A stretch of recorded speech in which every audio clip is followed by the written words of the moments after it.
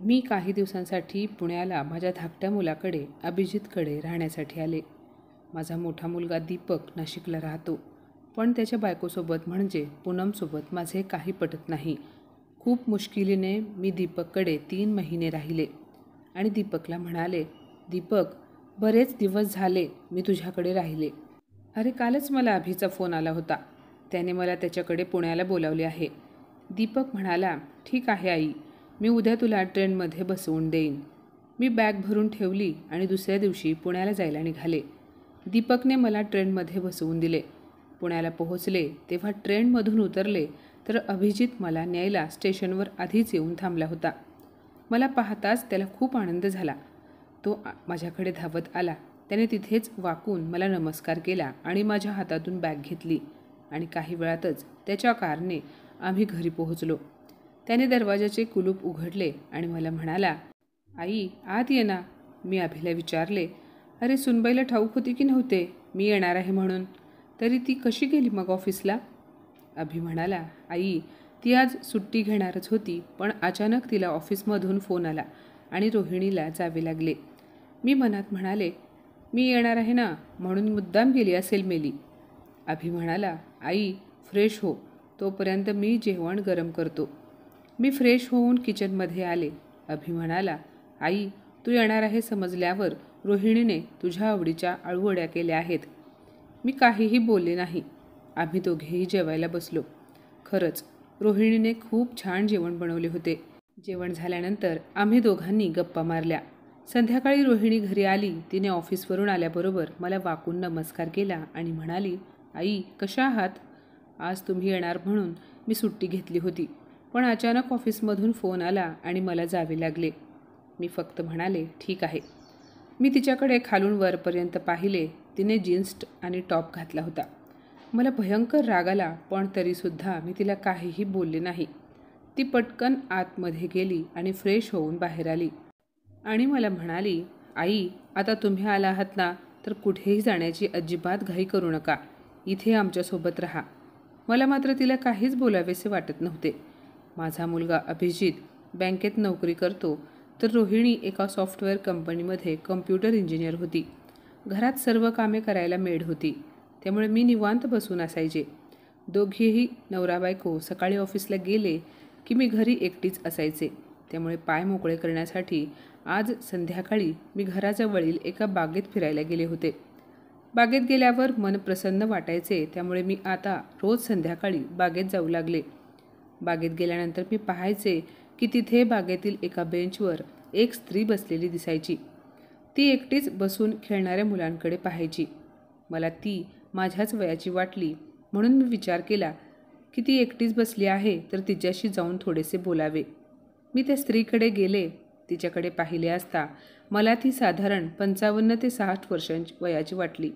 मी तिला विचारले, तुम्ही प्रॉपर इथल्याच का? इथे कुठे राहता? तेव्हा त्या स्त्रीने मला नमस्कार केला आणि तिने सांगितले की 2 दिवसांपूर्वीच ती मुंबईहून इथे तिच्या सर्वात धाकट्या मुलाकडे राहायला आली आहे. तिने तिचे नाव विमल सांगितले. मी तिच्याकडे एकटक पाहत होते. ती अगदी नीटनेटकी दिसत होती. म्हणजे तिने गुलाबी कलरची कॉटनची कडक इस्त्री केलेली साडी नेसली होती. तिचे केससुद्धा खूप सुंदर होते. मी तिच्या साडीकडे पाहून माझ्या साडीकडे पाहिले असता माझी साडी थोडी चुरगळलेली होती आणि माझे केससुद्धा थोडेसे विस्कटलेले होते.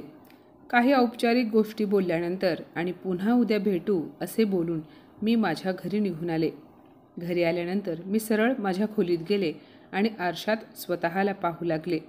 मी मनात म्हणाले, मी सुद्धा तिच्याच वयाची आहे, मग मी एवढी म्हातारी का दिसते? तेव्हा माझ्या लक्षात आले की रोहिणी मला नेहमी म्हणायची, आई, तुम्ही चांगली साडी नेसून मग बाहेर जात जा. तुमच्या केसांना कलर करा.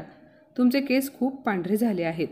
तेव्हा मी तिला नेहमी म्हणायचे, असू देत, मला काय करायचे आहे म्हातारीला काळे केस आणि भारीतली साडी. मी आहे तशीच ठीक आहे. आता माझे वय झाले. तेव्हा मात्र रोहिणीने याबद्दल मला पुन्हा कधी विचारले नाही किंवा सांगितले नाही. आज रविवार होता. सकाळपासूनच मी बेचैन होते. अभिजित, रोहिणी दोघेही घरामध्ये होते आणि स्वतःच्या कामामध्ये बिझी होते. तेव्हा अभिजित येऊन मला म्हणाला, आई, काय झाले? तू अशी का बेचैन दिसत आहेस? तुला काही हवे आहे का? की तुझी तब्येत ठीक नाही? मला सांग बरं.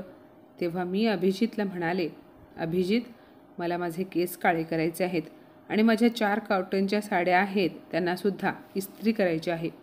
तेव्हा अभिजित म्हणाला, ठीक आहे, मी सर्व काही करून देईन. असे म्हणून तो आत गेला आणि त्याने रोहिणीला सांगितले. तेव्हा ती काही वेळाने कलर आणि ब्रश घेऊन आली आणि मला म्हणाली, आई, मी तुमच्या केसांना कलर करते.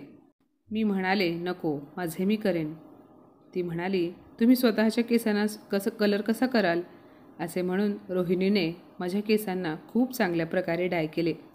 काही वेळाने मी आंघोळ करून आले तेव्हा तिने मला एक सुंदर अशी इस्त्री केलेली कॉटनची साडी दिली आणि म्हणाली, आई, तुम्ही आज ही साडी नेसून पार्कमध्ये जा.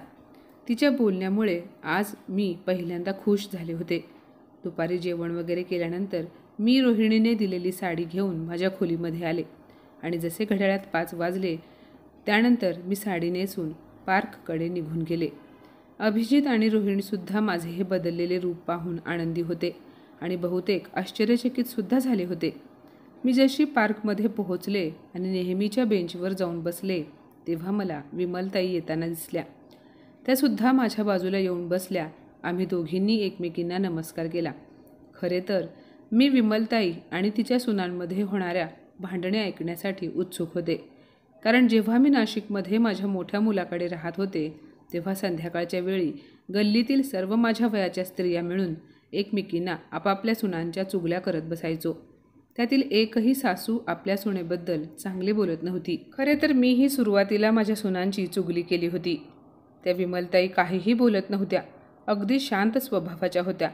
तेव्हा मीच विषय काढला, कारण मला त्यांच्या घरामध्ये त्यांच्या सुना त्यांच्याशी कशा वागतात हे ऐकायचे होते. त्यामुळे मी म्हणाले, विमलताई, माझ्या सुना कोणास ठाऊक स्वतःला काय समजते. मला तर त्यांचे वागणे राहणे अजिबात आवडत नाही. तुमच्याही सुना तशाच असतील, हो ना? तेव्हा विमलताईंनी माझ्याकडे पाहिले आणि मला म्हणाल्या, नाही सरस्वतीताई, असे काही नाही. अहो, काळ बदलला की त्या काळाबरोबर आपल्यालाही बदलावे लागते. त्यामुळे सर्व काही बदलतेच. माझ्या 3ही सुना माझी खूप काळजी घेतात. माझ्या पतीच्या मृत्यूनंतर मी एकटी पडले होते. माझी मुले ऑफिसला जायची तेव्हा माझ्या सुनांनीच तर मला सांभाळले होते, तेही अगदी स्वतःच्या आईप्रमाणे. माझी मोठी सून सरकारी दवाखान्यामध्ये नर्स आहे. तिने 1 महिनाभर सुट्टी घेतली होती. दुसरी सून घरामध्ये असते. तिने घरातील सर्व कामे सांभाळली आणि धाकटी सून ब्युटी पार्लर चालवते. तिने सुद्धा 1 महिना तिचे पार्लर बंद ठेवले, कारण त्या तिघींना माझी काळजी घेता यावी म्हणून. माझ्या सुनांनी मला एकटे पडू दिले नाही, त्यामुळेच तर मी माझ्या दुःखातून बाहेर येऊ शकले. खरेच माझे नशीब खूप चांगले आहे.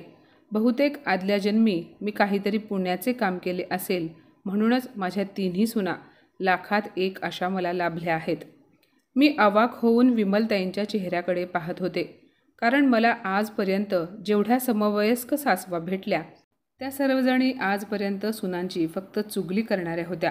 सुना किती वाईट आहेत आणि त्या सासवांना किती त्रास देतात हेच मी आजपर्यंत ऐकत आले होते. पण आज विमलताईंच्या तोंडून 3ही सुनांचे कौतुक ऐकून मी आश्चर्यचकित झाले.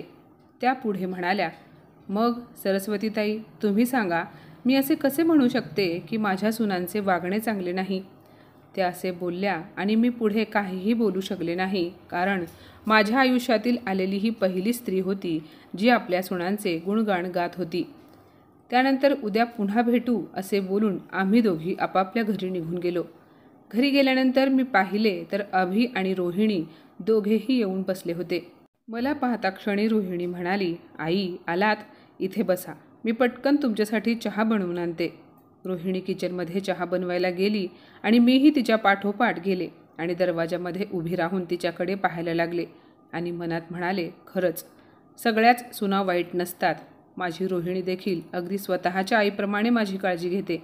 मीच तिच्यावर सासूगिरी करते. माझ्या मनात सतत विचार येत होता, खरंच कोणतीही सून ही आपल्याला आपल्या मनाप्रमाणे वागत नाही असे सतत का वाटत असते? कारण आपण तसा सुरुवातीपासूनच गैरसमज करून घेतलेला असतो. सून आपल्या घरात परक्या घरून आली आहे, त्यामुळे आपण तिला आपलेसे करण्यात कमी पडतो. तेवढ्यात रोहिणी चहाचा कप घेऊन किचनमधून बाहेर आली आणि म्हणाली, आई, तुम्ही इथे का आलात? मी घेऊनच येत होते तुमच्यासाठी चहा. हा घ्या चहा. चहासोबत बिस्किट खारी वगैरे काही देऊ का? तेव्हा मी तिला नको, फक्त चहाच घेते असे म्हणाले. दुसऱ्या दिवशी संध्याकाळी मी नेहमीप्रमाणे पार्कमध्ये पोहोचले. तिथे विमलताईसुद्धा आल्या होत्या. मी इकडच्या तिकडच्या गप्पा मारल्यानंतर म्हणाले, विमलताई, काल रात्री माझ्या सुनेने तांदळाची खीर बनवली होती, पण तांदूळ थोडेसे कच्चे होते, त्यामुळे मी तिला सांगितले तर ती तोंड फुगवून बसली. तेव्हा विमलताई म्हणाल्या, माझ्या मोठ्या सुनेने सुद्धा एकदा तांदळाची खीर बनवली होती आणि तिच्याकडूनही तांदूळ कच्चे राहिले होते.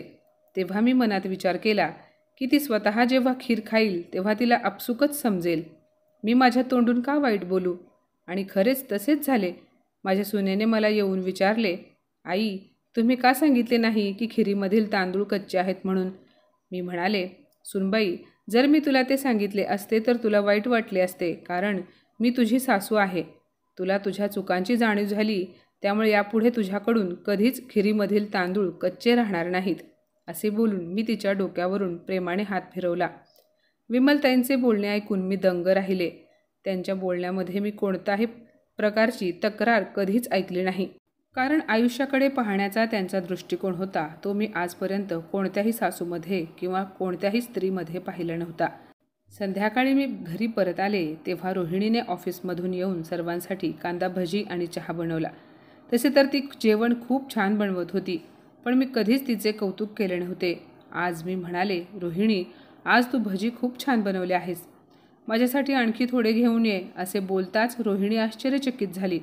आजकाल मी रोहिणीसोबत काहीही कुरबूर करत नव्हते, नाहीतर मी इथे आल्यापासून तिच्या प्रत्येक कामात चुका काढायचे, अगदी चांगल्या कामातही. कारण मी तिची सासू आहे, त्यामुळे नेहमी मीच बरोबर आहे आणि ती चुका करते असे मला वाटत होते. पण आता मी रोहिणीला कामात मदत करायचे. ती ऑफिसवरून येईपर्यंत स्वयंपाक बनवून ठेवायचे. माझा बदललेल्या ह्या स्वभावामुळे दोघेही नवरा बायको आश्चर्यचकित झाले होते. आम्ही दोघी आता अगदी मायलेकीप्रमाणे राहत होतो. घरातील वातावरण प्रसन्न असायचे. माझा स्वभाव खूप बदलला होता, त्यामुळे मी आणखी जास्त शांत झाले होते. आता मी रोहिणीच्या कोणत्याही कामात चूक काढत नव्हते. तिने बनवलेल्या जेवणाचे नेहमी कौतुक करायचे. एके दिवशी रोहिणी फोनवर कोणाला तरी बोलत होती आणि ते मी ऐकले. ती म्हणत होती की माझी सासू खूप चांगली आहे. हे ऐकून मला खूप चांगले वाटले. असे वाटत होते की उगाच रोहिणीला मी वाईट ठरवत होते. आज संध्याकाळी नेहमीप्रमाणे मी बागेत गेले आणि मी विमलताईंची वाट पाहत बसले. बराच वेळ झाला पण विमलताई काही आल्या नाहीत, त्यामुळे वाट पाहून मी माझ्या घरी निघून गेले. दुसऱ्या दिवशी पुन्हा बागेत गेले तरी त्या आल्या नाहीत. असेच 3-4 दिवस झाले, पण विमलताई बागेत येत नव्हत्या. त्यांनी माझा फोन नंबर घेतला होता, पण त्यांचा नंबर मला दिला नव्हता. मला त्यांची जणू सवय होऊन गेली होती, त्यामुळे मला अजिबात करमत नव्हते. एके दिवशी दुपारी अचानक माझ्या मोबाईलवर कोणाचा तरी फोन आला. नंबर अनोळखी होता, त्यामुळे मी फोन घेतला नाही. तेच पुन्हा एकदा फोन वाजला. आता मला वाटले की हा फोन विमलताईंचा असू शकतो, त्यामुळे मी फोन उचलला. पलीकडून एक अनोळखी स्त्री बोलत होती. ती म्हणाली, हॅलो, तुम्ही सरस्वतीताई बोलत आहात का? मी म्हणाले, हो. ती बाई म्हणाली की विमलताईंचे निधन झाले आहे. त्यांच्या खोलीत मला तुमचा नंबर सापडला आणि तुमच्या नावाने लिहिलेली चिठ्ठीही मिळाली. तुम्ही पटकन इथे सावली वृद्धाश्रमामध्ये या. हे ऐकून मी घाबरले आणि याबद्दल अभिजित आणि रोहिणीला सर्व काही सांगितले आणि त्यांना घेऊन वृद्धाश्रमात पोहोचले. विमलताईंना निपचित पडलेले पाहून मला धक्का बसला. मी खूप रडायला लागले. मी वृद्धाश्रमामध्ये विचारपूस केल्यानंतर मला ठाऊक झाले की विमलताईंच्या पतीच्या मृत्यूनंतर त्यांच्या 3ही मुलांनी आणि सुनांनी त्यांची फसवणूक करून त्यांच्याकडून सर्व काही स्वतःच्या नावावर करून घेतले आणि त्यांना घरातून बाहेर काढले आणि इथे वृद्धाश्रमात आणून सोडले. तेव्हा त्या फोन करणाऱ्या स्त्रीने मला विमलताईंनी लिहिलेली चिठ्ठी दिली. त्यात स्त्रीने सांगितले की त्यांना अस्थमा होता. काल रात्री त्यांना अस्थमाचा खूप जोरात अटॅक आला आणि त्यातच त्या गेल्या. माझ्या डोळ्यांमधून अश्रू वाहू लागले. मी ती चिठ्ठी उघडली आणि वाचायला सुरुवात केली. त्यात लिहिले होते, प्रिय मैत्रीण सरस्वती, ही चिठ्ठी पाहून आश्चर्यचकित होऊ नकोस. मी तुला माझ्याबद्दल सत्य सांगण्याचा खूप प्रयत्न केला, पण मी तुझ्यासोबत माझ्या त्या कुटुंबाला सुद्धा जगत होते जे कधी माझ्या कल्पनेत होते. तुझ्या तोंडून सुनांच्या चुगल्या ऐकून मला माझ्या सुनांची आठवण येत होती. खरंच तू खूप भाग्यवान आहेस. कमीत कमी तुझ्या मुलांनी आणि सुनांनी तुला घरातून तरी बाहेर काढले नाही.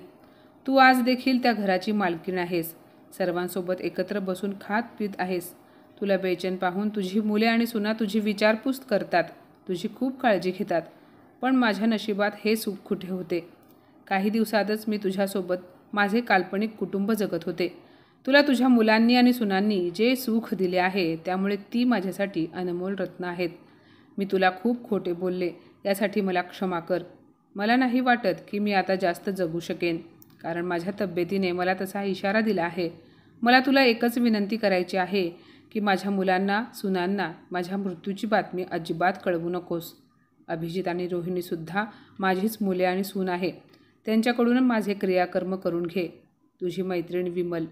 हे पत्र वाचून मी खूप रडले. तिथे राहणाऱ्या लोकांनी त्यांच्या मुलांना आणि सुनांना विमलताईंच्या मृत्यूची खबर द्या असे सांगितले, पण मी त्यांना नकार दिला. खरे तर विमलनेच मला जीवन जगण्याचे नवीन पद्धत शिकवली होती. मी ते पत्र अभिजित आणि रोहिणीला दाखवले. त्यांचेही डोळे पाण्याने भरले. ते दोघेही आपली कर्तव्य पूर्ण करण्यासाठी तयार होते. शेवटी अभिजितने विमलताईंना मुखाग्नी दिला. तर माझ्या मित्रमैत्रिणींनो, आजची ही कथा तुम्हाला कशी वाटली कमेंटमध्ये नक्की सांगा. आणि अशाच नवनवीन कथा ऐकण्यासाठी प्रज्ञा मराठी स्टोरीजला नक्की सबस्क्राईब करा. धन्यवाद.